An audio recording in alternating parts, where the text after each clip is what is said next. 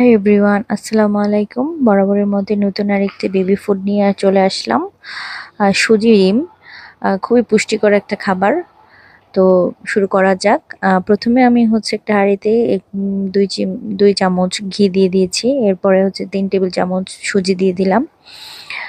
যার যেটা প্রয়োজন, যতটুকু প্রয়োজন ততটুকু নিয়ে আপনারা বাচ্চাকে খাওয়াতে পারবেন। আহ, আমি এটাকে হচ্ছে হালকা টেলে নিব। সুজিটা না হলে কাঁচা কাঁচা থাকবে।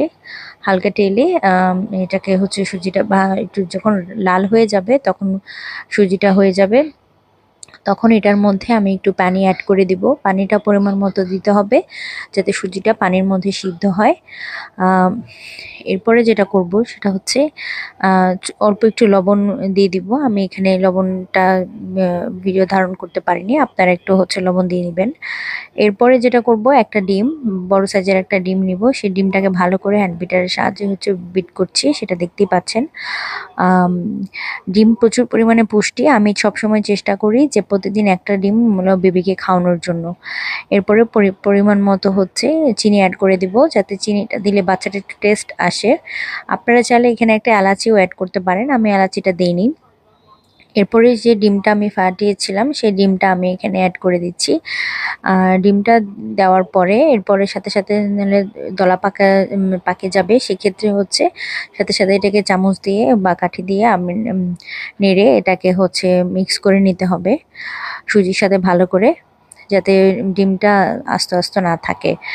এরপরে যেটা করব, আমি একটা হ্যান্ড বিটারের সাহায্যে আর একটু ভালো করে আমি হচ্ছে এটাকে বিট করব যাতে ডিমটা আস্ত না থাকে। দেখতেই পাচ্ছেন আমি কিভাবে বিট করছি। আসলে এই নাস্তাটা আপনারা চাইলে বাচ্চাদের সকালেও দিতে পারেন অথবা হচ্ছে বিকেলের নাস্তা দিতে পারেন। আমি মাঝে মাঝে সকালেও দিই অথবা বিকেলেও দিই, যে টাইমে মানে খেতে পছন্দ করে আর কি। এরপরে আমার বেবি যেহেতু এই দুধটা, গুঁড়া দুধটা খায়, এর আগের ভিডিওতে আপনারা দেখেছিলেন। 2 চামচ আমি গরুর দুধ, মানে গরুর দুধ না, মানে ফর্মুলা দুধ অ্যাড করে দিচ্ছি। এখন 1 বছর থেকে 4 বছর পর্যন্ত আপনারা চাইলে এই নাস্তাটা সব বেবিদেরকে দিতে পারবেন।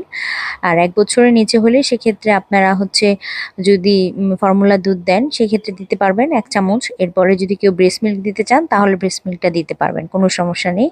আমি ফর্মুলা দুধ দিয়ে এই নাস্তাটা সবসময় বানাই। এই যে কি সুন্দর একটা গ্র্যাভি চলে আসছে, আমার বেবি এটা খুবই লাইক করে, আর এটা খুব ভালো লাগে। দেখতে পাচ্ছেন জিনিসটা দেখতে কত মজাদার লাগছে, ইয়াম্মি লাগছে। সবার কাছে কেমন লাগলো ভিডিওটি? ভালো লাগলে অবশ্যই লাইক, কমেন্ট ও শেয়ার করবেন। আল্লাহ হাফেজ।